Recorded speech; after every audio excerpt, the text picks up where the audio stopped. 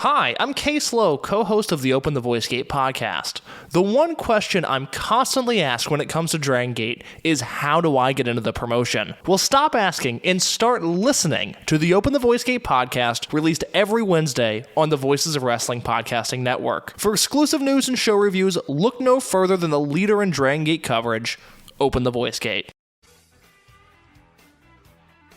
Hello, Voices of Wrestling listener. Dave Ryan here. Have you ever wondered to yourself how many hidden gems are hidden away inside the last years of World Championship Wrestling? Have you ever asked yourself how many tenuous gags can be made about the name Mike Enos? And have you ever thought about what it sounds like for two Irishmen to interpret a very chaotic company through its B-show? The answers to all this and more are just a click away. Check out Days of Thunder every second Thursday on the Voices of Wrestling podcast network.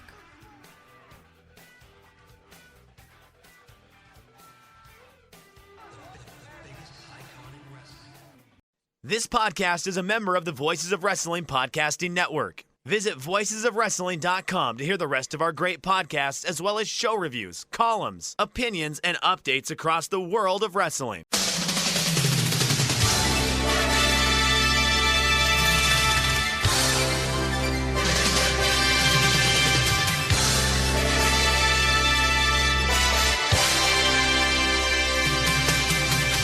Hello everybody, welcome to the Super J-Cast. I'm Joel, and joined by Damon McDonald. It is Wednesday, 21st of January 2026. This is episode 396. Damon, how we doing? 5% of the year gone already, Joel. I don't know if you know that. 5%. We're past the most depressing week of the year, aren't we? That was last week, I heard. I love winter, man. I'm sorry. Supposedly this weekend we're going to get potatoed with some snow. They're expecting anywhere from several inches to feet of snow. So we're going to get it handed to us. We're going to get a fist right in the butt with the snow monsters. I don't know what that meant. Yeah, but I like winter. I do. I prefer it over the summer any day of the week. It's shit here. It's all grey and cold and rainy. And I don't like it. I want it to stop. All right, listen.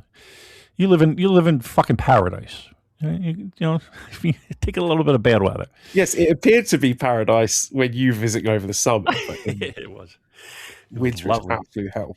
You know what the best part was? Was the morning when we went out on your back deck patio area and overlooking the wonderful scenery and that little breeze that was coming. Oh, it's fucking heaven.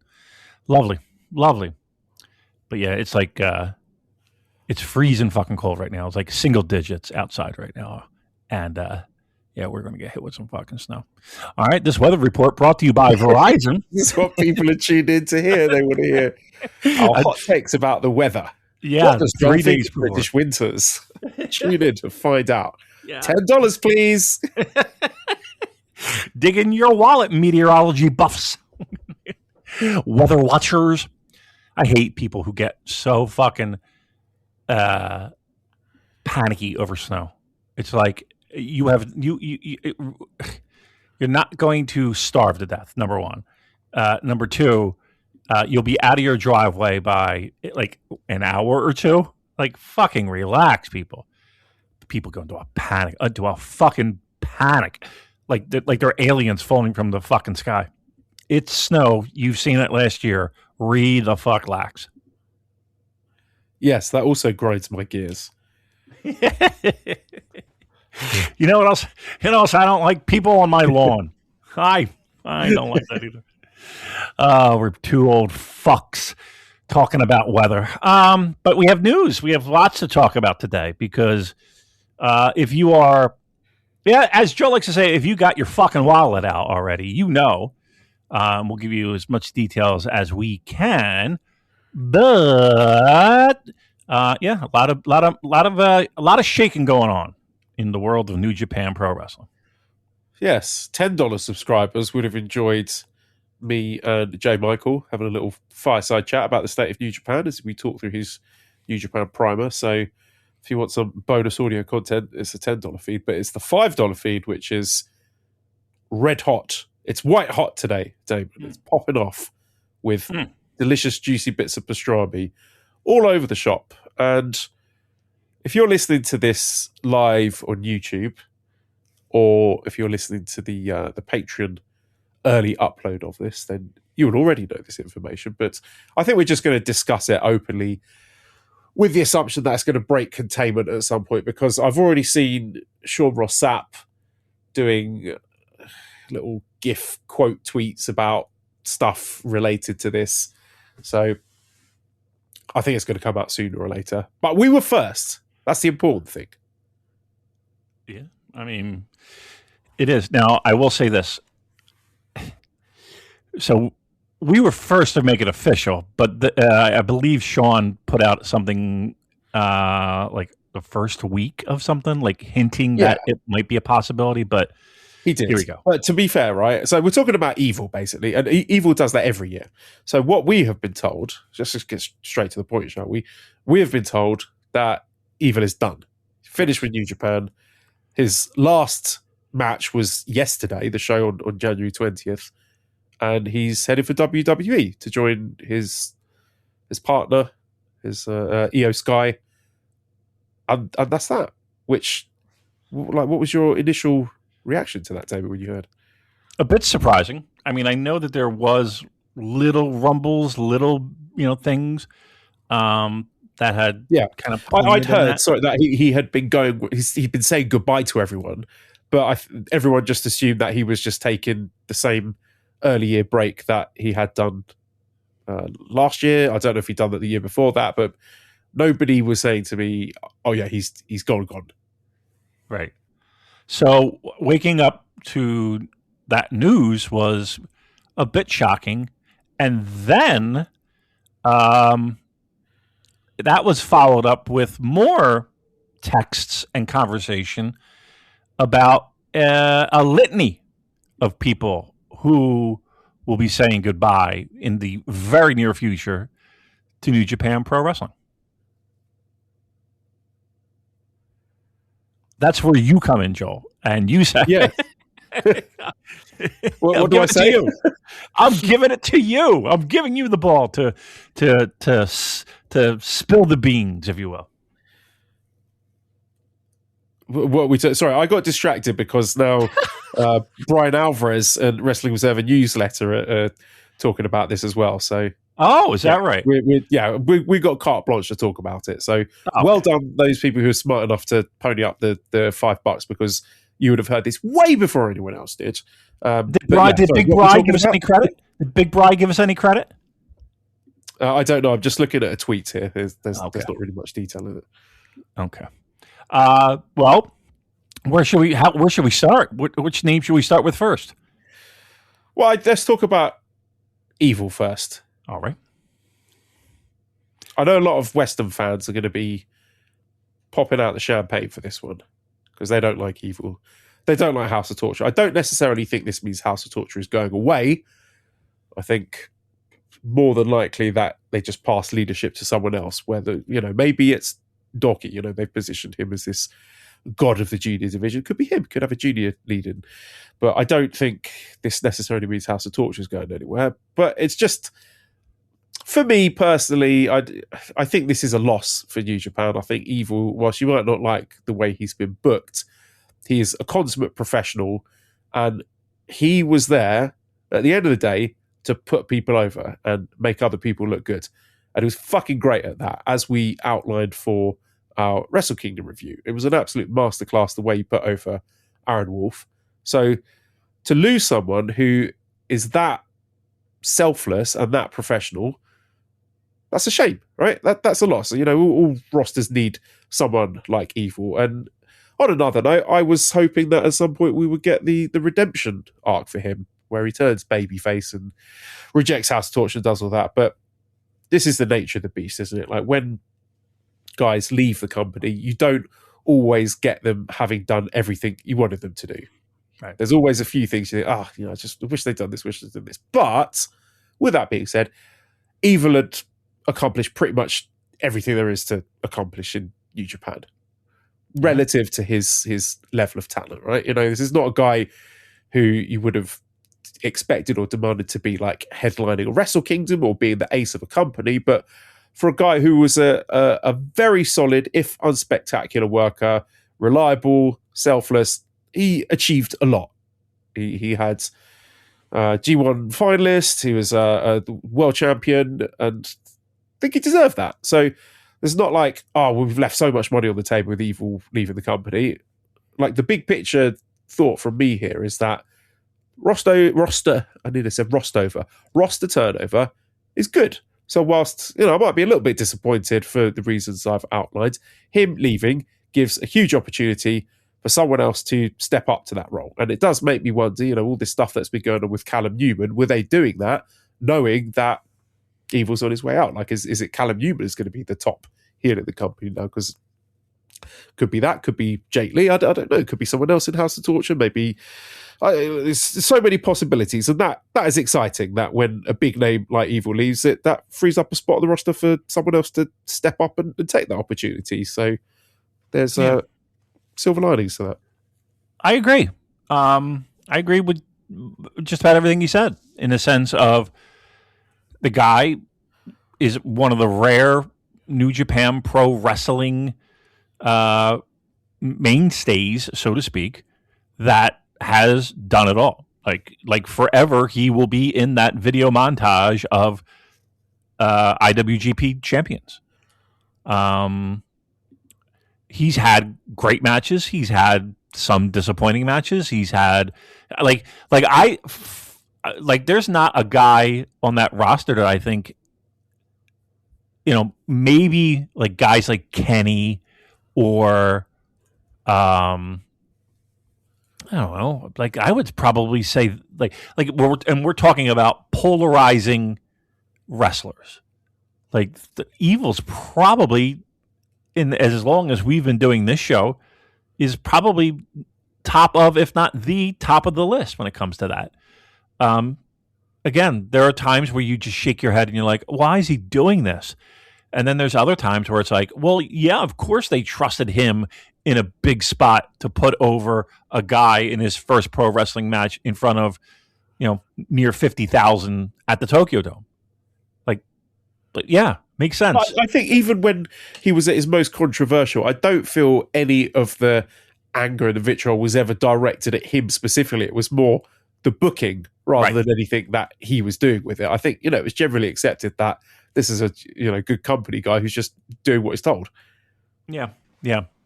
And especially with this one wasn't a bad blood, I'm leaving to get the bag. No, he saw that little clip of Io Sky leaping into Triple H's arms and wrapping her legs around it, was like, get me fucking William Regal on the phone now. Yeah, we're putting a fucking end to this shit. Yeah. I can't imagine trying to have a relationship.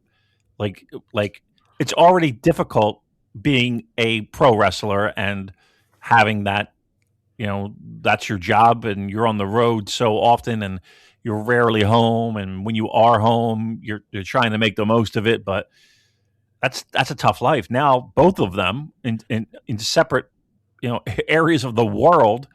I can't fault the guy at all. And he'll probably make a little extra money on the side, I'm sure, right? I'm really looking forward to seeing all the WWE fans trying to gas him up and say how brilliant he was. And right. What a huge get this is. Right. I'm actually kind of curious how WWE might use him. He is pure sports entertainment, isn't he? He really being is. There for Wrestle Kingdom, I was like, yeah, this guy's tailor made for that kind of American style pro wrestling. Oh, fuck yeah. I mean, yes, no doubt. Now, again, the problem is that, again, taking the at home, the relationship, the marriage, the whole 9 yards, just try to take that out of the equation. It might be difficult to do, but let's just humor ourselves. Take that out of the equation. It was a bit of a shock to have him be a guy that would be going to WWE, just on the surface, right? What you said is absolutely true. Where looking at it without New Japan goggles, he is perfect for WWE. But still, it was just like one of those, wowee, like a very interesting move, and dare I say, a little bit ballsy, because again, you would hope that WWE would do something with him and make him bigger than he is, currently in the pecking order of professional wrestling. But we also know that WWE sometimes shits the fucking bed. A lot of times shits the fucking bed. So again, I think everyone's expecting we're going to enhance the comic book aspect of evil. And I'm sure that'll be magnified 1,000%. But I am curious. Like I will absolutely watch his debut. I kind of am curious I am curious as to what they might do with him. For New Japan, again, it opens the door for a lot of people. It does remove an element, and I'm speaking for the Western fan base. And there's a lot that are just like, fine, I'll drive them to the fucking airport, just so I don't have to be subjected to more House of Torture. Again, it doesn't mean House of Torture is done, but I mean, it gives them an opportunity to put it to bed, and I think that could be exciting. I think that could be fun, and I think to put the spotlight on other people, I think let's see what happens. I'm down for it. I'm looking forward to like a big WWE show that's headlined by Cody against Evil. Imagine someone telling you that in 2018. I know, really. Big stars in the WWE. Wow. Yeah. What a time to be alive. Will he be on this year's WrestleMania show?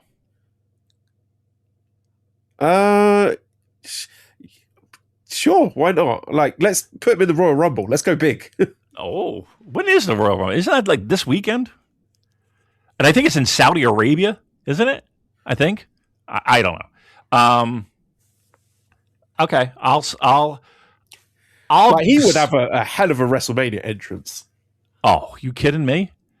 It would be amazing. It would really this is going to piss off AEW fans so badly, Damon. They're going to be like, "Oh, fucking Super J-Cast, like glazing WWE." Look, I'm happy for the guy. Watanabe finally making it to the big leagues.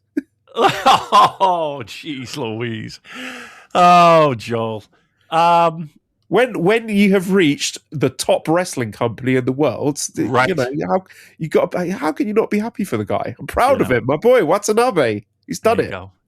Hey, listen, I'm glad he gets to spend time with his fucking wife, and again, gets to be on national television, well, Netflix, if that's national television, whatever, wherever the fuck they are now. Good for him. Good for everybody. Everybody's happy. Right, so that's Evil. Who else? Who are you saying there's more? So I'll just read the quote we were given. So the season's chopping block seems to be SANADA, Evil, Finlay, Gabe, and Hiromu. So SANADA, neck fusion surgery. That's what we've heard. That is a long, tough road. Like, there's no guarantees about coming out the other end of that, being able to wrestle again. So I would say, by all accounts, I wouldn't be holding my breath to see SANADA back in New Japan in the future. Are you on the same page?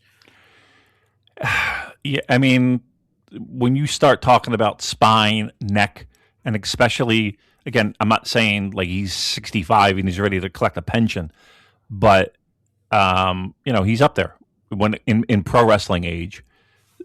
Like, is it worth it? Those are all questions he's going to have to answer for himself. It would make a nice story if you were able to make that happen. And I will. Can I do that nice story in Pro Wrestling Noah, please? I don't want to be part of it in New Japan. Right. Give me one match. And I'm rooting for him. You know what I mean? Like, I'm rooting for him to fucking come on the other side of this, and be able to wrestle. But yeah, that's tricky. It's tricky. And I'd rather Well, he is. He's erring on the side of caution at this point, in the sense of he's going away and getting surgery and taking care of his health, and as he should. And we can only hope that, again, he's able to get back into the ring once again. So third day there was Finlay, and I think I've sort of been higher on David Finlay than most people. I think he's a tremendous wrestler. I think he's been crucial in helping this new crop of homegrown stars. I say stars, but homegrown guys do his absolute best to get them over by having really high quality matches. I think, sort of from a technical standpoint, in ring, he's an outstanding wrestler. But at the same time, kind of in the evil boat, I think I know he's not won the world title, but he's one of these guys where I think him not winning the world title makes the world title more prestigious. Because not everyone should win the world title. So him being a nearly guy, I think is actually good for the IWGP Championship. And again, probably hit a ceiling in the company. I don't think New Japan ever saw him as a top guy, like as someone who could win a G1 or headline a Wrestle Kingdom. I think similar to Evil, like very talented, committed, professional, solid hands who would do everything he can to make the other wrestlers look good. But again, I'm filing this one under roster turnover is good. And him leaving is going to free up a spot for someone else, which is probably Callum Newman, who seems to have very nicely slid into that spot as being the top foreign heel in the company. And those two are going to wrestle each other at New Beginning. And again, this is not confirmed that David Finlay is going, but there have been plenty of rumours circulating. Obviously, there's the connections with WWE, with his dad, his brothers there in NXT. So I think there's a fair chance he ends up in NXT. And not from anything we've heard, but just by looking at the way he is booked, the fact that he has been downcycled since winning the New Japan Cup, to me, indicates that there's a kind of mutual understanding that he's probably not going to stick around. And maybe him winning that New Japan Cup was, I don't know if they would have known that back then. I mean, probably not. I'm kind of stretching a bit, but that could have been his sort of gold watch. So, thanks for all the years of service. Have a New Japan Cup, off you go. But that's just probably a bit of a stretch. But yeah, tremendous wrestler, but time to move on, I think. See, and to be clear, his name was in the list of people that were moving on. We 1,000% understand that he has a match at New Beginning against Callum. We would assume that that will tie into this in some way, shape, or form, whether that's, they pull a Jay White and say, okay, you can't wrestle here anymore, or it's a battle of whatever. But his name definitely was on that list of a person who would very near future not be with New Japan. I think he never got a fair shot. And if New Japan kind of felt that way, it was really, I don't know, you can't put a guy in what a lot of people associate with New Japan Pro Wrestling and tell that he's the leader of this faction, a Bullet Club, and then kind of go half-hearted on it. I think he's very much underrated and very much underappreciated. And again, another name, and we have a few that we'll talk about here. Another name that came up through the New Japan system. And again, I think there's always been whispers and always been, when we talk about guys that could even potentially be leaving without any information, his name always seemed to surface. And I think, the things where, I think it was his dad that was talking about stuff of him maybe possibly leaving. This was, a good couple of years ago. But it is again, this is not an Okada situation where it's, fuck this company, I'm out. Like, I feel like David Finlay, it's just time to go. Like everything I heard backstage was like, he is like a proper New Japan soldier. He will do whatever the company tell him to do. So I don't think any kind of bad blood whatsoever. No. None. That said, again, I don't know if he's ever really got his due at New Japan. And it was a tough, like everything that he was able to do for himself while in New Japan was, and I think he would be the first to say, I don't want to put words into the guy's mouth, but it was he's swimming upstream, constantly swimming upstream. And, he's that perfect example of if you don't treat a guy like he's serious, then it's hard for people to get invested in it. And I never really thought they went all in on him. And again, if they felt like he wasn't a guy that could be put in those spots, then don't put him in a spot like that. Like create something new for the guy. And you just to clarify, like, do you think they should have gone all in with it? Because I never thought he never had that like tip top charisma of like a Kenny Omega or a Jay White or an AJ Styles. Like he was brilliant in the ring, but he never had that. I don't know. Yeah, it's hard because it's a perception. Like a lot of people see him and saw him as young lion David Finlay, and it was hard for people to, and not only young lion David Finlay, but it felt like always in the lower middle card David Finlay. And it was just such a fucking grind to get him to a certain point.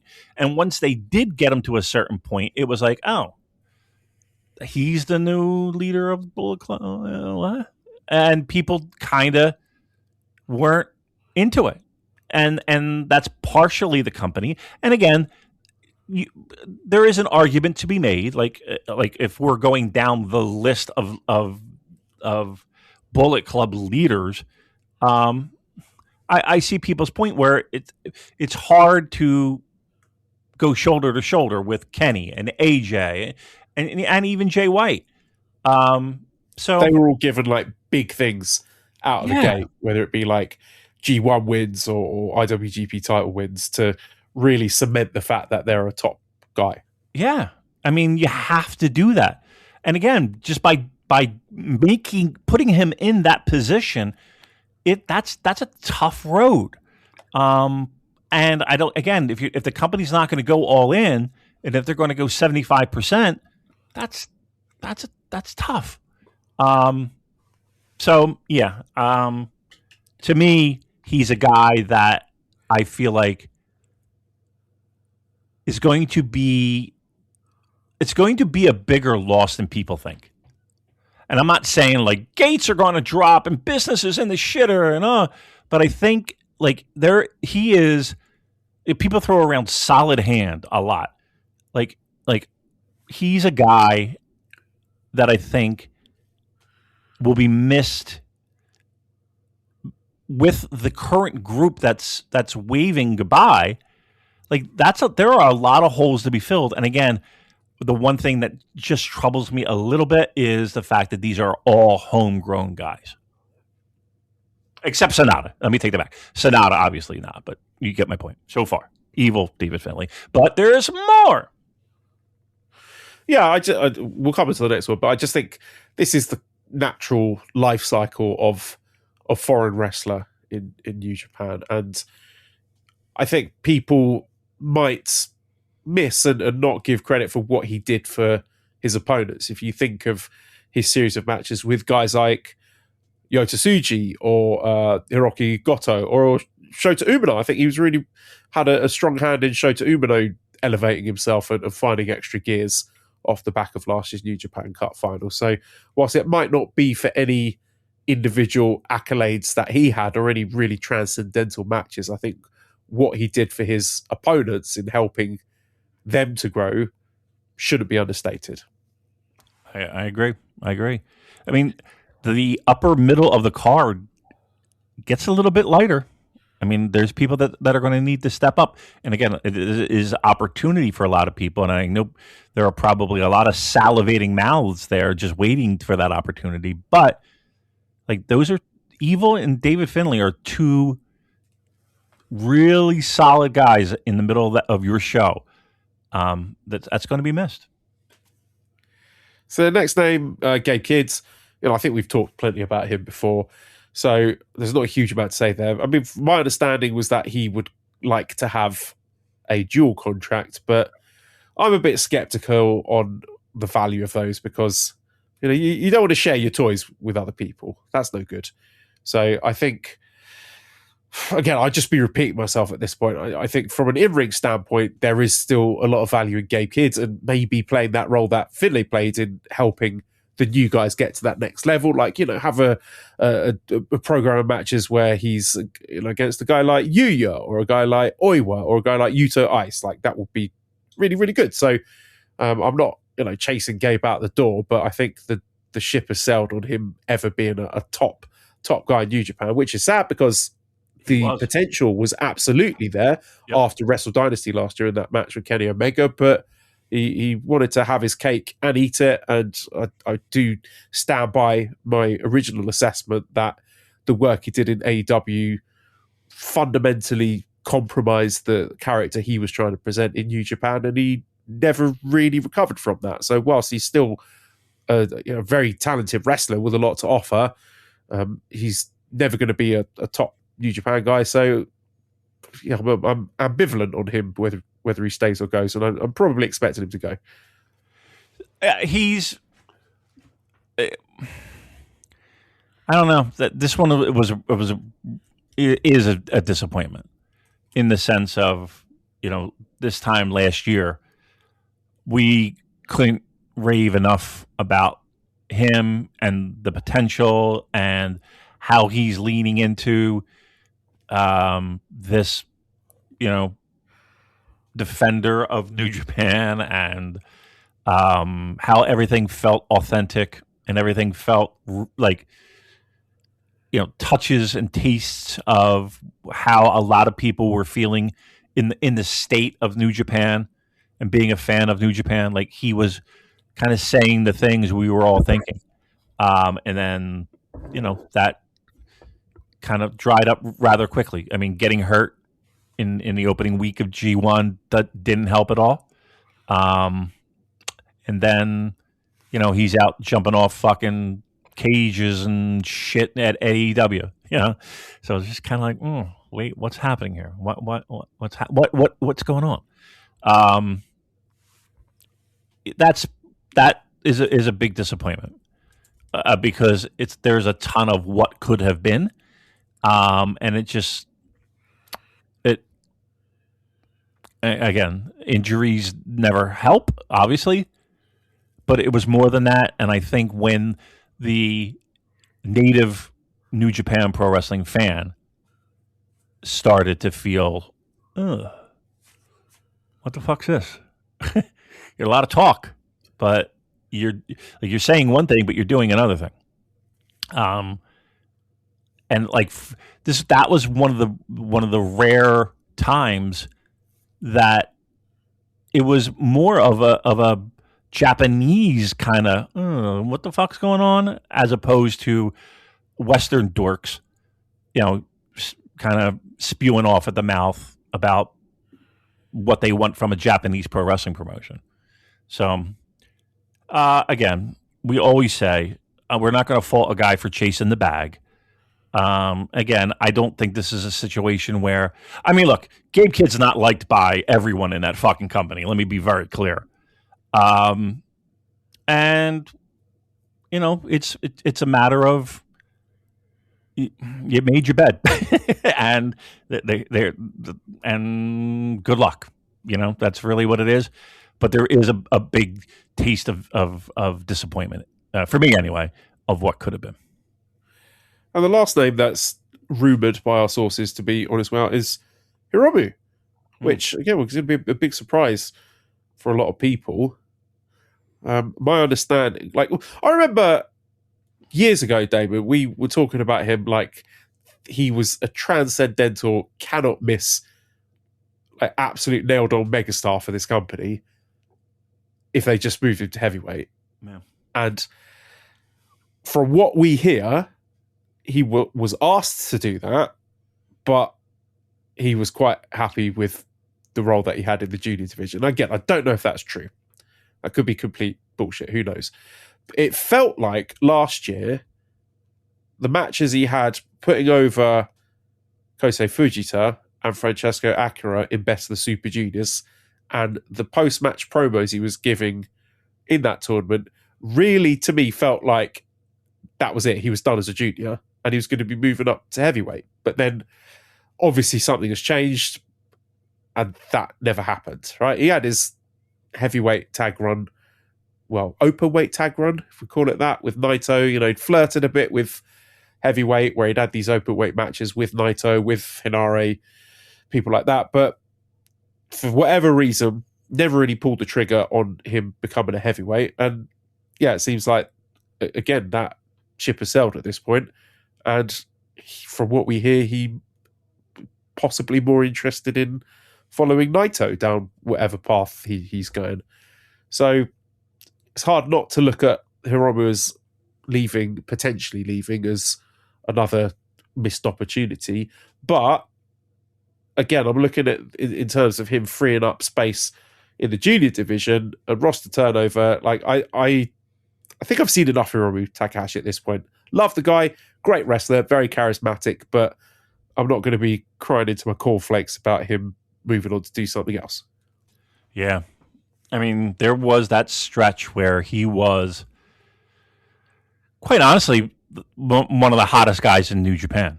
And a lot of that had to do with that, and I put in air quotes, that reckless style and injuries mounted. And, you know, you can't work that style in a sense of, you know, you're going to hurt yourself again.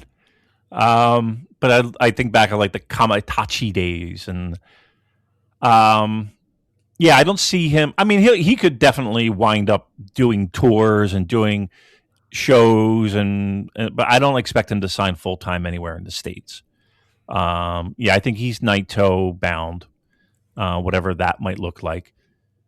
And it's weird because the proof's in the pudding. Again, if what we were told actually was the case, you know, we sit behind these microphones and we talk about the information that we get and share with you, the listeners. And a lot of times we assume and we talk as if it's the company and the company's deciding this path, and why won't they pull the trigger and why won't they do it? You know, sometimes it's the wrestler that might be holding that back because they're content with where they are and what they're doing, and they don't necessarily want to make a move to a heavyweight division. That being said, though, we've seen it countless times with juniors where they either A, grow stagnant and move up to heavyweight, or B, there's a ceiling and they have to go because they've done everything. And it's like, okay, how many more times are we going to see Hiromu versus Ishimori? How many times are we going to, you know, it's like, okay, we get it. And I think that's the case here. I think he's a fantastic pro wrestler. I think at one time he was maybe one of the more exciting wrestlers that this roster had. And I would say the entire state of pro wrestling. Like, you looked forward to those matches. Those Dragon Lee matches were some of the fucking best junior matches on God's green earth. That was a while ago. That was a decent amount of time ago. And now here we are in 2026. And it's like, now what? I mean, the guy went to Noah to what else can I do? The most interesting stuff he's done over the last 12 months has been outside of New Japan. Right. So, you know, I don't know what that will look like. Whatever that promotion or whatever that thing that Naito wants to do looks like. I don't know if he winds up in Noah. Who knows? But it sounds like whatever Naito's doing, he's doing. So again, that doesn't necessarily mean that he won't show up on an AEW television taping and do a couple of shows here and there. And But as it stands right now, he's whatever Naito's doing, he seems to be on board. So big picture, like if all these come to pass, is this the amount of roster turnover here something that concerns you or excites you? Because to me, I'm definitely in the latter camp. Yeah, it excites me.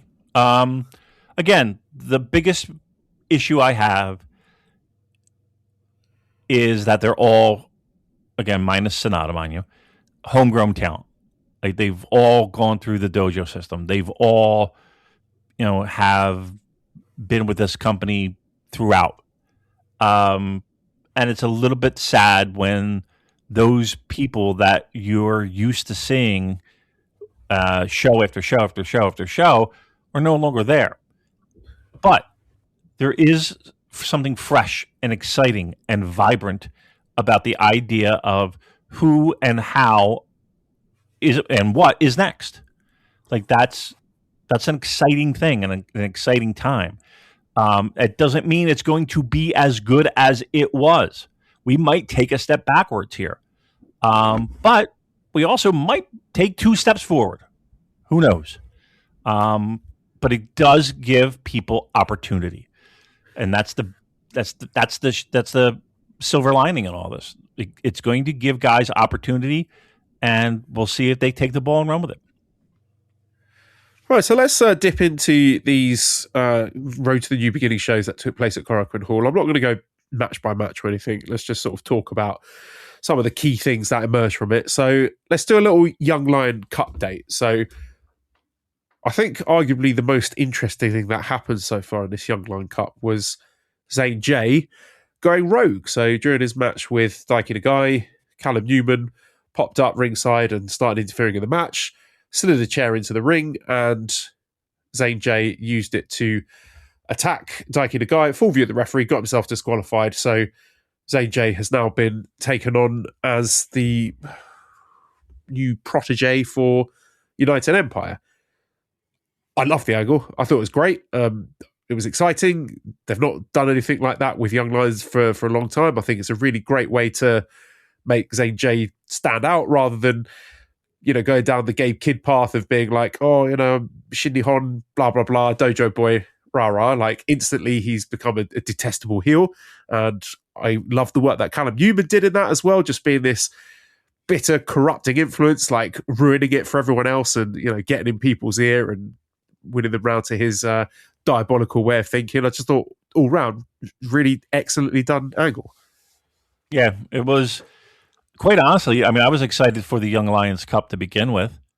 I will also say that I think Chris Charlton did an outstanding job on that show. I do want to point that out. And again, specifically with the history of the Young Lions Cup and previous winners, I thought he did a really good job. And he was flying solo too for the show. So, yeah, I got to tip my cap there. It was. Here's the thing. After Callum walks out, you knew things were about to get interesting, but I think no one was expecting the fact that he was going to walk out, right? That he was going to show up. And it did add a little extra flavor to a tournament that I think everyone is, at least sitting upright watching and, interested in which way they go with a lot of these young guys. It made it, they booked themselves out of a guy who had to, lie down. Somebody had to lie down. Somebody's moving forward. Somebody's winning this tournament.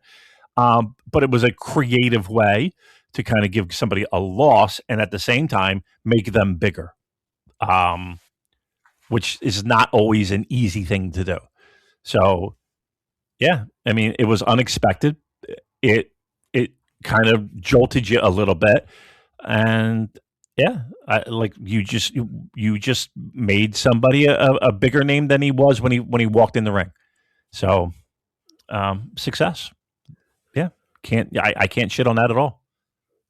Yeah, it just sort of contributes to the overall aura of United Empire, who they're the hottest faction in the company right now, and that is a hell of a turnaround. Where they were pretty much the punchline of the whole faction thing prior to Wrestle Kingdom, but now making waves. It's tremendously exciting. I've still got my United Empire hoodie. I'm going to be wearing that with pride. Not that it's anyone is going to know what it is.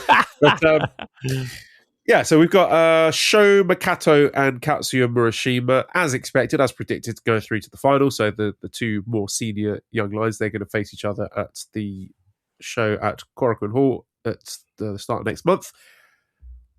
Does anyone else impress you from the Young Lion Cup matches? I really enjoyed, I think it was Yasuda who did the botch standing shooting star press. I had a good chuckle at that. But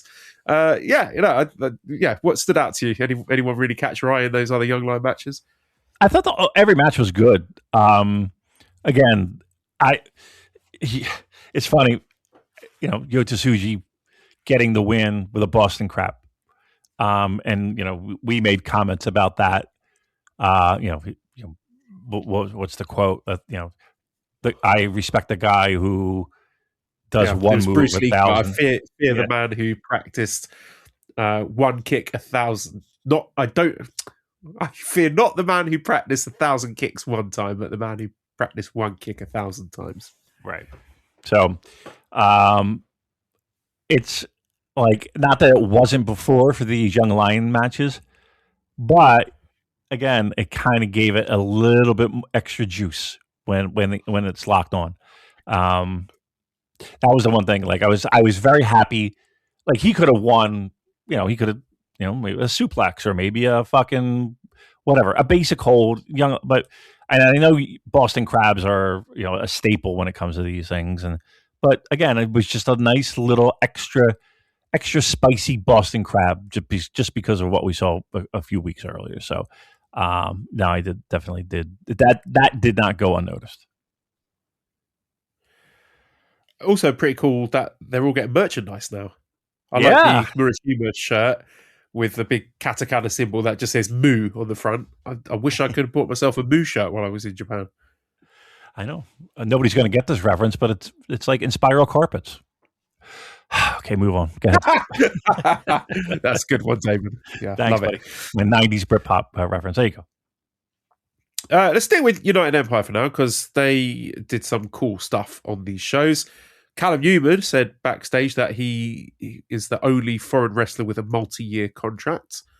Apparently that is legit. He does have a multi-year contract, so that's exciting. It's interesting that he is the person that they chose to tie down to a long-term deal, so they're obviously seeing the value there. And there's always the flight risk element with white people being pushed, but hopefully we'll get a good few years out of Callum before that happens, because I can see the talent, I can see the potential there. I've been singing his praises, I feel like longer than most. From early last year, I could see that there was something there, and his work in the G1 was outstanding, and you could see those rough edges emerging, and just the real. But then he fell off the face of the earth.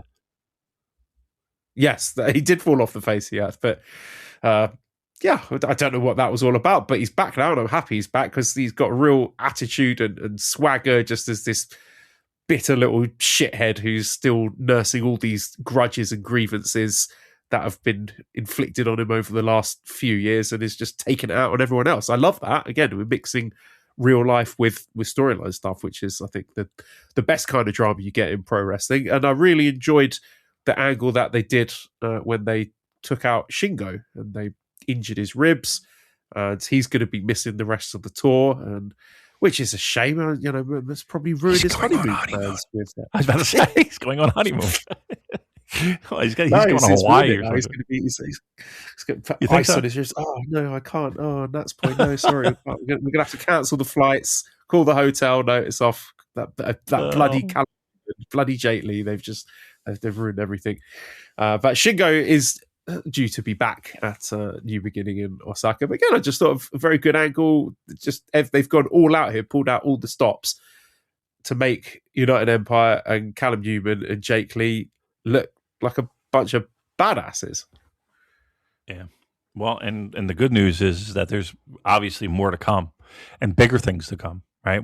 I think we're getting just a taste.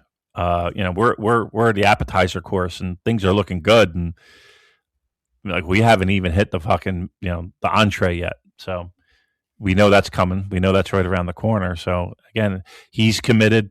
Obviously, the company's committed. Obviously, there's open spaces for people to move up the pecking order and up the ladder. He's going to make the most of it. He's going to make the most of it, and it looks like they're going to give it to him. So, it should be an interesting year for Callum Newman. That's for fucking sure. Do you think Callum is? I'm not going to say he's main eventing Wrestle Kingdom, but do you think he's in the upper 3 matches of Wrestle Kingdom? It depends how good he gets. Like, there's really is a extremely high potential for him to be. It's hard to avoid the Ospreay comparisons, isn't it? Just by the fact that he's so young, and he's better at the age he's at now than Ospreay was at the same age. He's bigger than Ospreay. He's still got room to grow out, and already he's a big dude. He's a muscular guy and could get even bigger. And if he's able to improve at the rate he's already improving, like what we saw in that Dontaku match against Goto, that was very encouraging. And it's not as if since then he's been given big singles main events with 25 minutes to work the main event style. I think he absolutely could do it. So I want to see what that looks like first, because there's every chance that this could be a guy who can deliver those tippy-toppy snowflake matches that the Western fans love so much. And then if that is the case, what are we missing then? Why not go all the way with him? I mean, there's always that ceiling on the Western wrestlers where your ceiling is probably losing in a Wrestle Kingdom main event. I don't think he's going to be winning one, but with the exception of Zack Sabre Jr. But you think of you guys like your Kenny Omegas, your Jay Whites, your Will Ospreays, but still that would be a hell of a spot for him, and I don't see any reason why he couldn't get there, because he's ticking all the boxes for me so far. Yeah.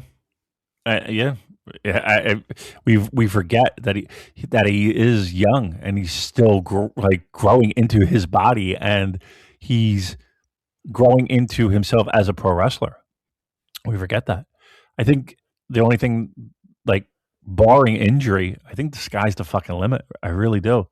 It will be that Ospreay match, the match he has with Ospreay, that will launch him into the stratosphere, whenever that is.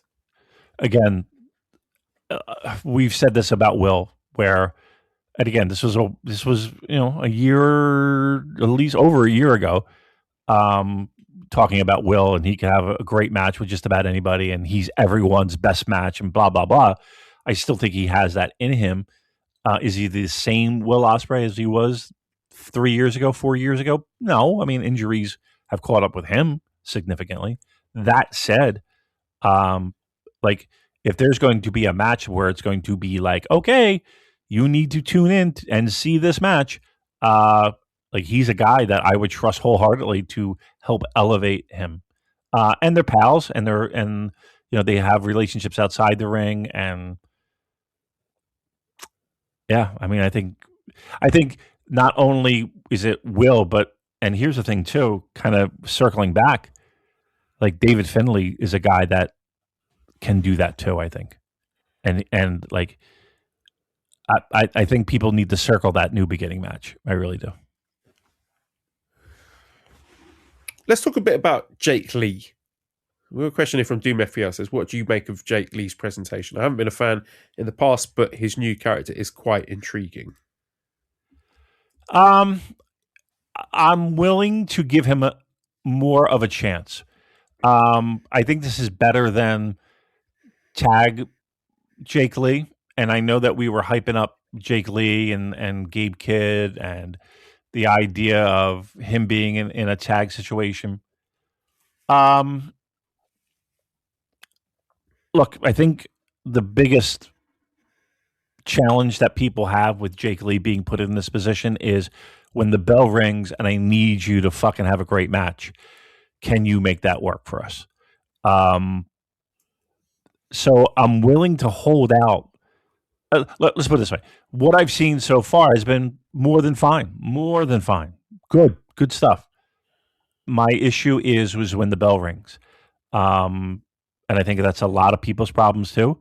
Again, some people still aren't sold on him. Like people are just like he's a bag of fucking socks. I like what I see so far, and it's a little bit different than what we've seen so far. Previous, it's the match, Joel, that I think a lot of people are concerned with, and until he has a good match, in a higher profile spot, I think the jury's going to be still out. I think the best thing that they could probably do for that new beginning match is to keep it short. Yeah. Don't feel the need to do the 25 plus minute New Japan style epic, because I don't think that will necessarily play to the strengths of either he or Tsuji. But I do really like the presentation. I like the music. I like the entrance. I like he's got differently coloured eyes. I find him very sort of charismatic and quite sinister. I just like all the dances he does, and the thing he does where he points at the camera and smiles and then clenches his fist and the smile melts away. It's very menacing. It's a very intimidating guy. I like it. I think it's a very interesting take on the character. It reminds me a bit, if anyone's seen Battle Royal, the psychopath character of that, Kiriyama, it reminds me a bit of that. So I'm sure there's like plenty of sort of Japanese media, movie, film, TV, video game characters of that ilk, that sort of like charismatic psychopath character.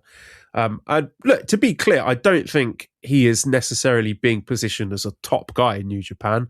I think this is it's the Kenta challenge, isn't it? I think he's going to be an upper mid-carder. I don't think this is him nailed on as a main eventer for the foreseeable future. I think there was an interview that just dropped recently, actually, with him talking to Tokyo Sports.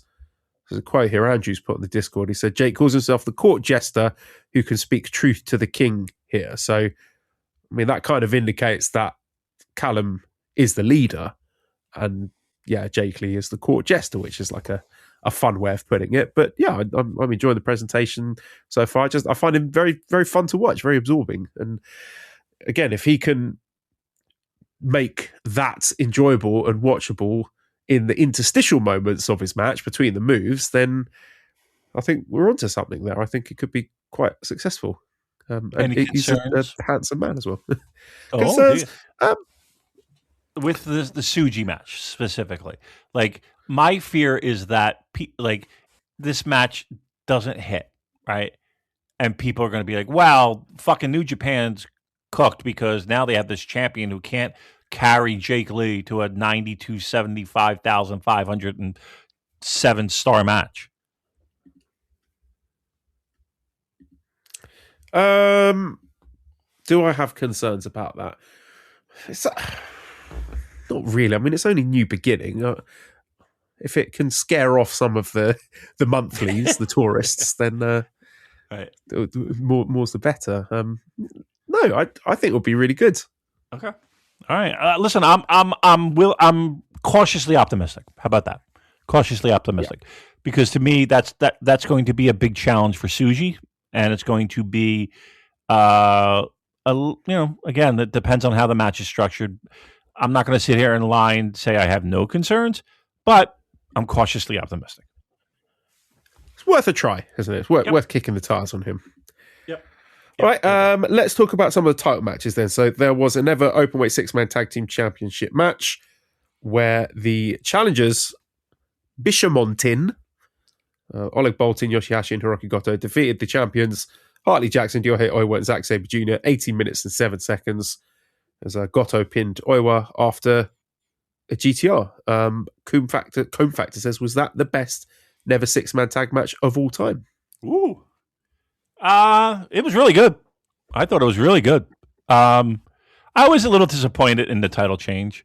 I felt like Hartley was just, he finally gets his fucking moment in the sun and they take it away that quick. And on the other hand, I was a little bit happy in the sense that, that does free up Zach a little bit.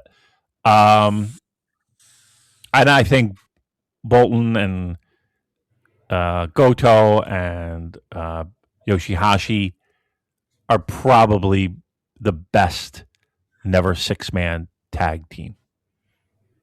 I think it gives all of them something to do. It helps fill out that mid card. They're a fun team. I like them all as a team. I think it works.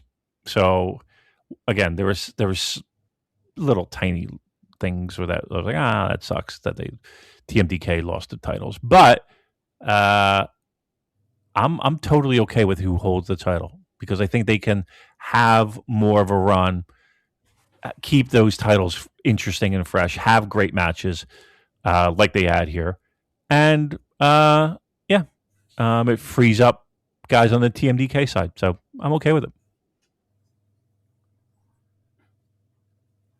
Sorry, I'm still here. I just went to get some water. I got really thirsty. All right, no problem. Yes, listen, I don't. No, I'm back now. I'm back. My favorite Never 6-man tag champions are still the COVID team. Who was it? Was it Goto, Yoshihashi, and Ishii? Am I remembering that correctly? Said they're my favorite. I can't even remember who they are. Yeah, I think it was those three who that they just gave us a little slice of joy in what was a pretty fucking miserable time, to be honest. So they're my favorites, and I think there's a case to be made for, was it Okada, Tanahashi, Ishii? That was a pretty great never How about Ricochet? Wasn't it Ricochet, Tanahashi, and who else? Who was it? Yano? Like Taguchi or something. Yeah, some fucking crazy team. Oh my god, there's been some crazy ones like Elgin and what I think Elgin, Tanahashi, and somebody were were in the mix. Boy, those titles, man! I got to Wikipedia that and just go through some of those names and be like, what in the fuck? Wow. But yeah, I like where we're at with the Never 6-man. I think we're good here. What I really liked about it was I felt the focus of the match was on the younger guys. It was on Oleg Boltin and Ryohei Oiwa.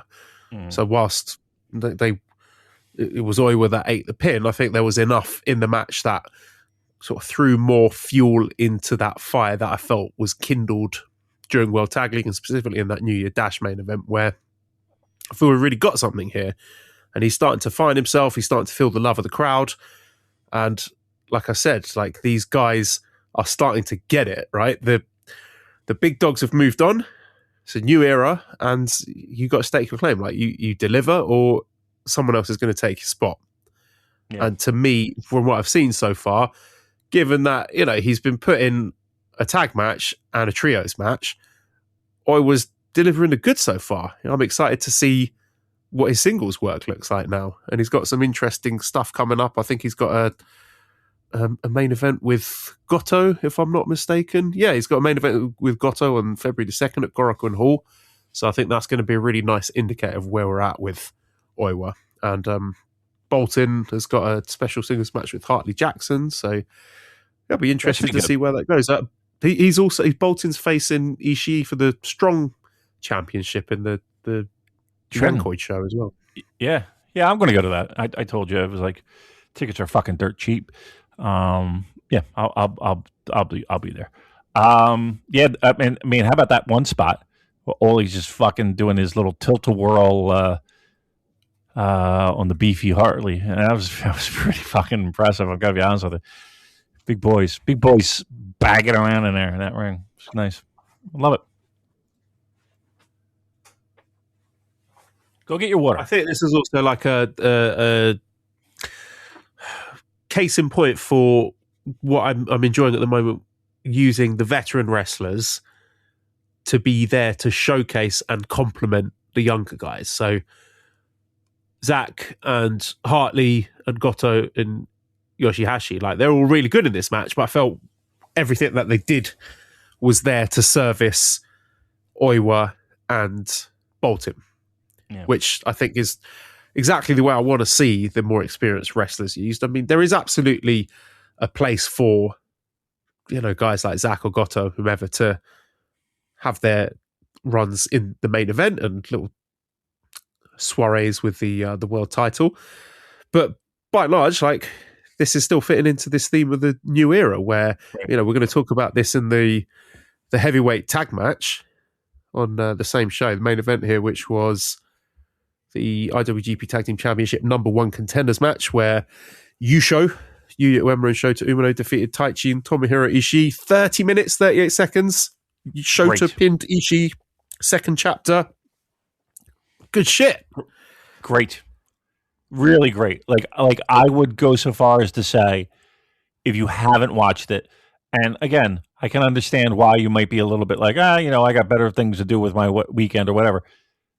Go out of your way and watch that match. I gotta be honest with you. Go out of your way and watch the entire show. It flew by. And it was a good show. And I really felt like with what we know now, there was a lot of, okay, we can't fuck about. We gotta make a show that help steer us in the right direction, right? Really, maybe my favorite Shota match, period. Outstanding job by Taichi and Ishii. Like, they look, if you're going to trust veterans to give it a performance and lay it all on the line to help make people, this was not the tag titles. They were not on the line. This was an opportunity to wrestle Knockout Brothers for the title. And the match fucking had all the drama you could want. It really was a great match. And I'm telling you flat out, watch it. And I dare you to think otherwise. Like, again, this night, mark it down in your calendar. Circle it. Now, again, I'm not saying that the momentum of this match catapults him into the fucking stratosphere. But what this match did was it solidified a young tag team that looks like a good, fun, babyface tag team with a little bit of sandpaper. Like, they look the fucking part. They're exciting. They felt like they should be together. And now they move on to Knockout Brothers, and now maybe we have a nice long flip-flop the belts back and forth. I don't give a fuck. But those matches should be great. And it gave me hope for Shota. It really did.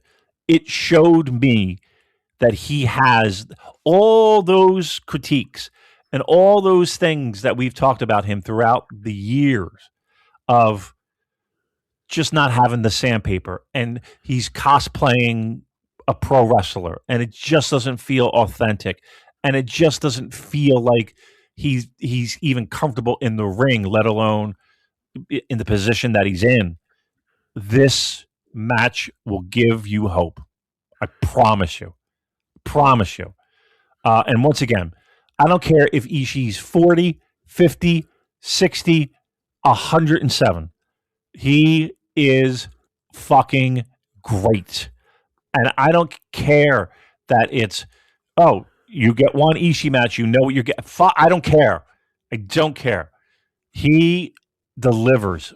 Taichi fucking delivers. How many opportunities did Taichi get in 2025? And yet he shows up and it's like, all right, let me fucking go and do this. And he did. And the youngsters showed up as well. Like, this match ruled. I'm telling you flat out. And it's shocking to say, it's not for the titles. So now what you did was you're making the titles important without even having the title match. Like, that's a great job by New Japan. That is a great fucking job. And it's a great fucking job by those four guys in that ring. Hands down. Go out of your way and watch this match. And this match, I'm telling you, I was excited going into this show. And you texted me saying, that tag match was great. Make sure you catch it today. I'll catch it when when I'm done work. And I popped that fucker on, and I was like, God damn.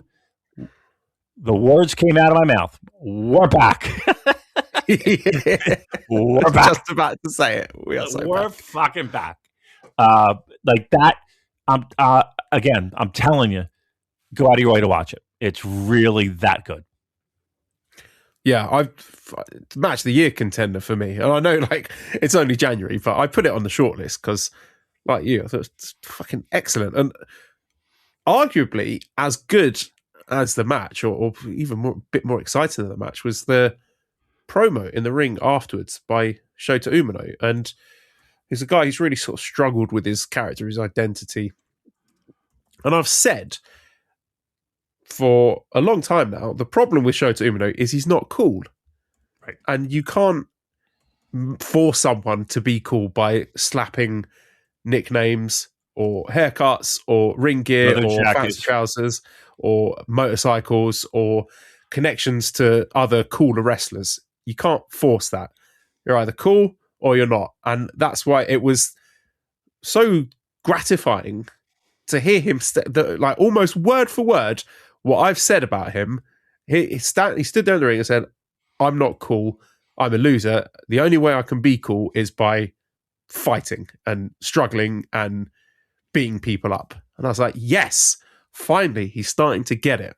Yep. And I think this is something that we've seen historically with other wrestlers, where those who have struggled to get themselves over it and make that connection with the fan base, when they have that moment where they are honest with themselves and honest with the fans and acknowledge their own failures and shortcomings, that is what allows you to plant the seeds for the future. And the way that he stood there and was speaking with such fire and passion about the humiliations he's had to endure and the booing and the ridicule again and again and again, and how he wasn't using his father as a crutch, and that doesn't work, that doesn't fly in New Japan Pro Wrestling.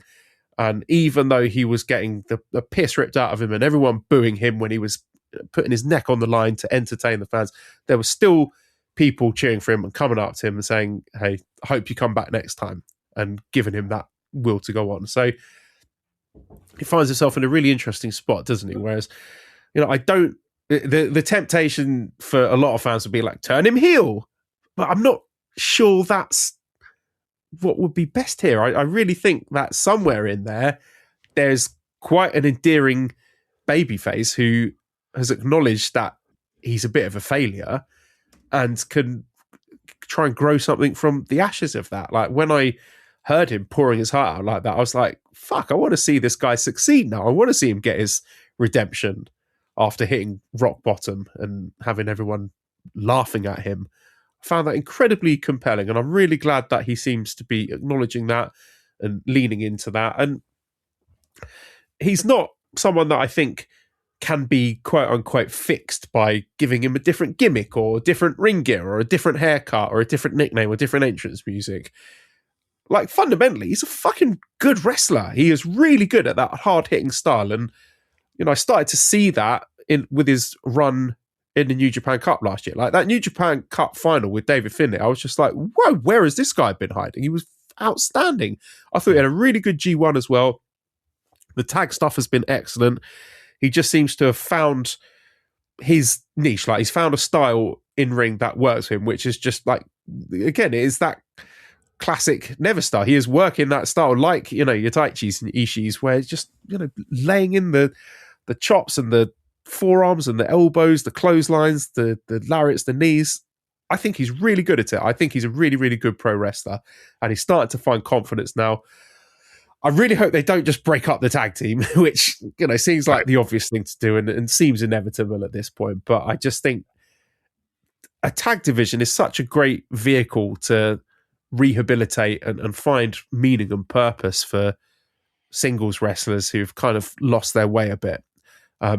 Like, tremendous use in this match of the veterans Taichi and Ishii, who were just outstanding here and can always be relied on and are going to be instrumental for helping to get the new generation to where we want them to be. And yeah, like putting some love into the tag division, it just seems like such an easy win when you've got what is a pretty deep roster and you can't be pushing everyone all of the time, but just take 4 guys who aren't really doing much and put them in a tag title eliminator.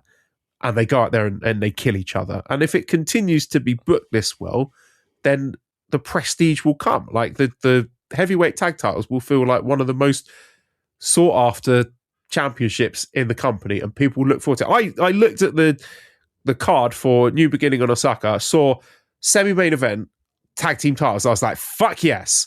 I'm rubbing my hands together to have a tag title match as the penultimate match on this show in Osaka. That's how well that they've done with the tag division so far. And even the stuff that's going on outside of this match, like the second show, the show on the 20th, where they had the tag match with Knockout Brothers against Shota and Ernest Muscleman Matsumoto, which just turned into a squash. They threw Shota out the ring and just absolutely destroyed Matsumoto, pinned him one-handed after about a minute. That's great. Like, I'd love to see that. Establish your champs as killers. So they've managed to make these tag titles arguably like one of, if not the most exciting titles to watch in the company. Yeah. It's and the good news is that these guys, it's not like you have one element of any one of those four where it's like, okay, he's the odd man out, or he's up in age and he's kind of wet nursing three other guys in it. No, they're making it on their own. And we have something that is now you can go back to forever. And it doesn't necessarily have to be over the tag titles. It can be over, any one of those four fighting over a never title first, and then maybe, a TV title, or maybe vice versa, or maybe like this can go on. Like this just gives you confidence, and it gives you something to really hitch your wagon to. Yeah, they did this without the titles.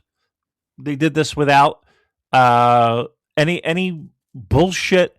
Like it was, I want to be the number one contender. And the number one contender means a lot, because then we get to take on the tag team champions and win, and we care about winning these titles. Like that's what was conveyed in that 30 minutes, which is fantastic. And just to bring back to another point, it's like nobody was sitting here and saying, oh, Shota stinks, in the sense of he shouldn't even be in the ring. No, it was, give me something. Why are you here? You're being shoehorned in a situation where you can't even acknowledge you're not ready for it. Let alone us to sit there and accept it. Again, we have a lot of opportunity that's now on the table. There's a lot of opportunity, and we have four young studs that are going to make the most of their opportunity with titles that traditionally are hot and cold. And we could sit here and be skeptics and be, it's the tag titles, and they can heat them up, but eventually they're going to cool down and all. Nah, let's ride this. And I hope, and this is me saying this shockingly, I hope they take their fucking time. Like, there's no need to rush any of these guys into being a singles right now. Like, let's milk this for all it's fucking worth, because it has the potential to be like a definitive moment in all four of these guys' careers. There will be videos and hype packages like bookmarking these moments in all of these guys' career. So, yeah, all I ask is that they take their time, they understand what they have, and let these guys cook. Like, because right now you got arguably the hottest thing in the promotion with Knockout Brothers, and you got something that's bubbling and percolating with Shota and Yuya. Like that. Like, what else? Like, we're cooking. We're fucking cooking here. Even like looking at the New Beginning in Osaka card, and the second match on that is a special tag match: Drilla Maloney and Shigo Takagi versus Great Khan Henare. Great. Like, it's exactly the thing I'm talking about, where you're taking four guys not really doing anything at the moment, and presumably setting up a future challenger or contender for those tag team championships, because there's so much depth in this company, and World Tag League, I know a lot of people would have skipped it, but for those people who watched it, it was really quite exciting and rewarding, and it was an eye-opener for a lot of people to think, wow, there's a lot of talent. This is a really deep roster and a lot of exciting things could happen, which is why, as we talked earlier, this roster turnover, all these people leaving, we're going to be fine. We're going to be fine. Yep. Doom FPL says, do you think we'll look back at Ishii wasting 3 years dicking around in meaningless AEW dross as a tragedy, given he can still go to this degree? I mean, again, he got a fucking plane ticket to come to the States. We probably ate like a king. You probably had plenty of In-N-Out burger, and he got to be on TV and get a little payday and all that nonsense. And he got the strong title, baby. He's still got that strong title, Look, we can go through a lot of questions like this about the past 5 years, the past 6 years. There's plenty of it, but to me, I know people sometimes want to point fault at the sameness, and you get what you get with an Ishii match and blah, blah, blah, blah, blah. And sometimes he leans into that a little hard, especially when he's in the States. He becomes a little bit of a character of himself. He can still fucking go. Like he's just a fucking pit bull. Like thus the name on his t-shirt. Yeah, I think it's like absence makes the heart grow fonder for me. Like I don't want to see him doing that kind of match every week or even necessarily every month, but give me Ishii in a big spot like that where he's getting bloodied up and fighting as if his life depended on it like 4 times a year. Fuck yeah, sign me up for that. So yep. I think I'm enjoying him being used more sparingly to help get the new guys over. Yeah, no doubt. I mean, that's his role at this point. And once again, I mean, a busted up nose, busted up lip. He's you can't accuse him of taking a day off. You really can't. Again, he might be a bit of a character of himself when he's in the States. You can't accuse him for taking the night off. Okay, so on the show on the 20th, there was IWGP Junior Heavyweight Tag Team Championships. The Ichiban Sweet Boys, Kosei Fujita, Robbie Eagles defeated Yoshinobu Kanemaru and Sho. I got nothing, Damon. I mean, I thought the match was okay. I thought the match was good. And here's where people are going to be like, thank God Evil's gone because House of Torture, and we won't have to. Again, I don't know if that's the case. And here's the thing: I'm not putting everything on House of Torture matches. And by no means am I sitting here and trying to tell you and blow smoke up your ass to tell you that TMDK were the reason why this match wasn't as spectacular. I mean, we know the reasons. It wasn't a terrible match. It wasn't. It was a good match. It was House of Torture having somewhat of their working shoes on and not falling into the same tired tropes. Robbie was good. Vegeta was good. Everybody was good. Look, I know we love to talk about Kanemaru and how he's, a solid hand. And okay, I'm kind of at the end of my rope a little bit with that, and the spraying of the alcohol and all of that. It is what it is. What are you going to do? We'll yeah, that's what I'll say about that. Yeah, co-sign on all of that. The match was fine. It just doesn't really interest me. I'm glad that Fujita and Eagles have kept the titles. And look, the junior tag team wrestling can be outstanding. We cast our minds back to the match that these two had with Akira and TJP, which was one of my favorite matches of 2024, which is why I can't muster any enthusiasm or takes for something like this when it's all the stuff we've seen a million times before. It was fine. It was relatively inoffensive. I'm not angry about it or upset. I'm glad Ichiban Sweet Boys won the titles. Let's move on and get some fresh challenges, please. Yep, absolutely correct. It was a good cheeseburger. Let's put it that way. And the main event was the IWGP Junior Heavyweight Championship, where Doki defeated El Desperado 16 minutes and 30 seconds with the suplex de la Luna. Doki is still your junior heavyweight champion. A little surprised by that. How about you? Yeah. I actually was. I thought we were destined for a title change here. I really did. And again, considering, I don't know, trying to play, prognosticator with the things Despi's up to, not only, here in the States, but in Japan. And it did feel like a little bit of, they're probably going to move the title. But I thought the match was okay. I thought the match was I don't know. I'm trying to put my finger on what I really thought was missing from it. I don't know. It was not that it was flat, but it was, I don't know. I was really kind of indifferent toward it. And that might be like Doki in House of Torture. It might be that, okay, I really thought there was going to be a title change. And not that I was like sitting here on the edge of my chair, like I need a title change to occur.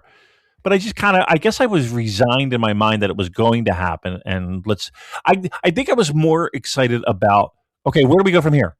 And I think it felt like they thought the same thing during the match. Like, let's just move on kind of thing. I don't know. There was something missing, some connective tissue that was missing in this match that it just didn't hit for me. Yeah, the same. The match was good, but forgettable. I've just had my fill of El Desperado, so I can acknowledge that he's a tremendous wrestler and he had a brilliant year and he's very, very good at what he does. But I want something else.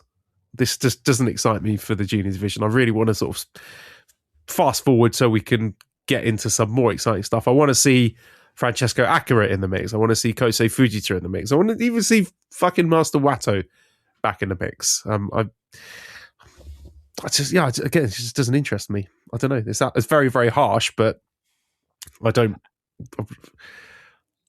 This was a match that we anticipated. That was last Wrestle Kingdom, wasn't it? Where a great entrance and Doki had his broke his elbow, and that had so much potential for huge feel good moments when he came back, when they finally did the rematch. And this was it. It was fine, and that just is tremendously disappointing to me. Right. Do you think that's Despi or do you think that's Doki? It's everything. It's Despi overexposure. It's always having this title defended at Korakuen Hall. It's Doki's stupid heel turn where they didn't even show the heel turn. He just came out with House of Torture. It's everything. Like the lackluster booking of the junior division as a whole has just made me feel a deep sense of malaise towards it. Yeah. I really feel like this company can't do more than one thing at once. Like it can't walk and chew gum. Like they have to just be hyper focused on one area, and they can make it great, but everything else just fucking falls apart around them. Again, fall apart maybe is not the term, but you get what I'm saying. And it's just like, man, I know I go back to like the 90s where it's like, okay, Choshu was booking the heavies and Liger was booking the juniors, and everything was clicking. And maybe that's a little bit revisionist history. Maybe that's a little bit, I'm being waxing nostalgic, but it just doesn't seem like they can do fucking two things at once. It's a zero-sum game with New Japan booking. Like something else becomes good, then another division becomes shit as a result. Right. I don't understand that. I don't understand why that has to be, but it is. No worries. Okay, then let's see what we have got coming up. So there is a show that is coming up on the February. Oh, let me fucking find it. I'm flagging a bit here, as you can probably tell. I'm circling the drain. Right, Sunday, February 1st, Korakuen Hall, the Young Lion Cup final. Shomakato versus Katsuyama Hiromu. We'll preview that next week. We have special tag match, Hiromu and Finlay teaming up once again to take on Jacob Austin Young and Callum Newman. So nice to see Jacob getting a big spot there. And main event is a special tag match, Ishimori and Yota Tsuji against Akira and Jake Lee. And then February the 2nd, next day, Korakuen Hall. Notable matches from this show are a trio of special singles matches, Oleg Boltin against Hartley Jackson, Yoshihashi versus Zack Sabre Jr., Hiroki Goto versus Ryohei Oiwa. And we also have a full card now for the new beginning in Osaka. So this is an Edion Arena, Wednesday, February 11th. First match, special tag match, Taiji Ishimori and Hiromu Takahashi against Jacob Austin Young and Francesco Akira. Second match, special tag match, Drilla Maloney and Shingo Takagi against Great Okan and Henare. Third match, never openweight six-man tag championship. It's a rematch. Boltin, Yoshihashi and Goto against Hartley, Oiwa and Zack. Fourth match, special singles match, Gabe Kidd versus Andrade El Idolo. Fifth match, special singles match, David Finlay versus Callum Newman. Sixth match, never openweight championship, Aaron Wolf against Ren Narita. Seventh match, IWGP Tag Team Championships, Knockout Brothers against Yuya and Shota. And eighth match, IWGP Heavyweight Championship, Yota Tsuji versus Jake Lee. That is a sexy fucking card. Not bad. I mean, I'll take that. Again, we're all a little cautiously optimistic on the main event. I think there are a lot of guys that this might be their last New Japan show. So I think they'll have, I don't know. I don't think they're going to go through the motions. So yeah. Obviously New Beginning usually is one of my favorite shows of the year. Last year, I mean, it won our show of the year last year. That's a sexy show. Again, we're cautiously optimistic for the main event, but let's fucking hitch our wagon to it. Let's go. That's a good show. So, like, big picture thoughts after everything we talked about here. I don't know, Damon, it just feels to me that something significant has changed with the organisation, with the booking of this company. Like, maybe, again, I'm just speculating here that like the booking prior to Wrestle Kingdom had been, I don't know, like hamstrung by something. And now handbrake is off and they can put their best foot forward and do what they want to do, push the guys they wanted to push. Maybe it was the theory about the Tanahashi retirement being put back a year and them having to tread water for a year, or there could be any number of other factors. Maybe it was like Takeshita obligations that he had to be booked a certain way and win a certain number of things, or maybe it was even like TV Asahi demand. Like, who knows? I'm just speculating here, but either way, the end result is the same. Like, there's a clear sense that this is a new era. It's tangible, and there's a shifting of focus away from guys like Goto and Zack, Finlay and Sanada, Evil, Shingo, Gabe, Takeshita, using the veterans to get the younger guys where they need to be. Guys like Ishii and Taichi and Bishamon. And like I've spoken before, like this power vacuum where Tsuji is your top guy, but there's so many other big spots up for grabs. And this pack of young, hungry, homegrown talent, Tsuji, Shota, Oiwa, Yuya, Yuto Ice, Aaron Wolf, even the foreign guys who came through the dojo, like Oleg Boltin and Oscar. And you've got these outsiders with a point to prove, guys like Jake Lee and Callum Newman, and maybe even Andrade to some extent. And they've made some really bold, quite surprising booking moves to show that the opportunities are there. Like, there is that figurative brass ring to be grabbed, like Knockout Brothers getting the strong push out of the gate, and Aaron Wolf winning the Never title on his debut match. And even little things like that Zane J angle, it shows that there are exciting opportunities there for people who prove themselves worthy of them. It's sink or swim. Like, there's no excuses. Opportunities are there. You have to go and grab them. You got to deliver the goods, get yourself over, or someone else is going to take that spot. It's like, for the first time in a while, it feels like a meritocracy to me. Yeah. There's nothing in their way. At every time there was what felt like could be a reboot, you always had people in, I want to say in the way, but like you had to kind of navigate around Naito, Tanahashi, Okada, to a certain degree, Goto, Ibushi. That's not the case. Like there are there's a empty highway. Like it's maybe one of the more exciting times to be a fan of New Japan Pro Wrestling, because you're putting your chips on the table and going all in on this crew, right? Again, with not a lot of roadblocks in their way. Like, that can be exciting. It can be fresh. You could be on the ground floor as this thing percolates and gains momentum, and now the train is fucking barreling down the tracks. And before you know it, you're in the middle of something really fucking special and good. Have there been times in history where that's been the case?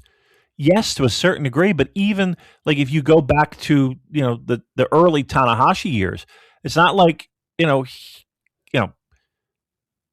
he was, I don't want to say the chosen one, so to speak, but him, Shinsuke, Naito to a certain degree, were all those guys that they were waiting for them to kind of make the leap. Tanahashi didn't just show up with his fucking hair extensions and become great. Naito, it took a long time for him to kind of find his groove. Shinsuke, his first title reign wasn't the greatest. Again, these are all things that if there was a podcast in 1999 and 2000 and it went on to, in the 2005s and, we would be bitching and moaning about Togi Makabe and Tenzan and all these guys that might be in the way, and just fucking rocket ship these guys. And why aren't they connecting? And Naito, Jesus Christ. And, let's remember back, Naito was in a tag team with fucking Yujiro, right? And trust me, Yujiro was the guy that people were like, hey, look at that guy. How the tables turn. I'm just saying that right now we have a moment in time that people should be really fucking geared up for. Because like I said, there's not a lot of things in their way. If they just, the ball is in their hands. Again, all the names that you rattled off, the tag situation, we have a new world champion. It just feels fresh. There's a lot of space for people to grow. Now, can they do it?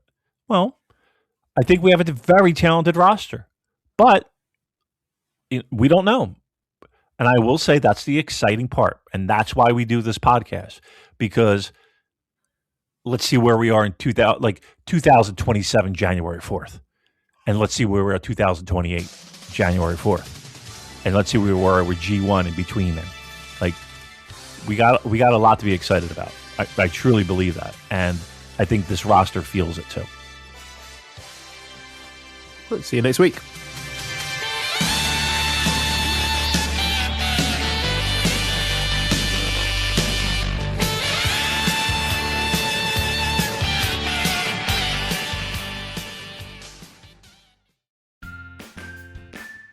Hi, I'm Andrew Rich, and if you're like me, you look at the state of modern wrestling discourse and think, wow, what a cesspool. That's why I'm here to tell you about Music of the Mat Remix. That's right, your favorite wrestling music podcast is back with a new format, where I bring on a guest and we play songs related to wrestling-themed topics. It could be a wrestling reference, a wrestling concept, a wrestling pun, things of that nature. Now you might be saying, Andrew, that is a very, very tenuous connection to pro wrestling on a wrestling podcast network. Is this just an excuse to hang out with your friends and talk about music and ignore the rest of the wrestling landscape? Yes. Yes, it is. So listen to Music of the Mat Remix on the Voices of Wrestling Podcast Network, available on Apple, Spotify, or your podcast player of choice. Hello, Voices of Wrestling Podcasting Network listeners. I am Jeff Hawkins, co-host of Shake Them Ropes, with a very special announcement. If it's been a while or you've never listened to us before, the original gang is back. Myself and Rob McCarran. back talking wrestling. We have no idea where this show's going to go, where we're going to keep any of the old bits or any of the old things in there. It's going to be a process. It's going to be a journey, and we'd like for you to come along with us. Only on Shake Them Ropes on the Voices of Wrestling Podcasting Network. If you're a podcast host, listen up, this one's for you. My name is Allie Jackson. I'm the host of Finding Mr. Height, a dating and relationship podcast that I've been doing for 4 years now, sharing my positive and practical approach to dating that's built on my own life experience. And I wanted to share another experience that I've had, my secret behind monetizing my show. It's called Red Circle, and I was just telling my colleague about how much I love their platform. With Red Circle, not only am I getting a seamless hosting experience, but I also love the support I receive in ad sales. It's not just typical ad sales either. It's targeted opportunities based on my show and my life. And the platform is super simple. You just set your preferences and Red Circle matches you with sponsors that align with your show. You can vet every opportunity and their platform gives you great analytics. More recently too, my Red Circle team has brought me opportunities outside of my podcast on social media to really augment the podcast partnerships, bring them full circle. I just can't recommend them enough. If you want to give it a try, go to redcircle.com to get your free trial. That's redcircle.com for a free trial.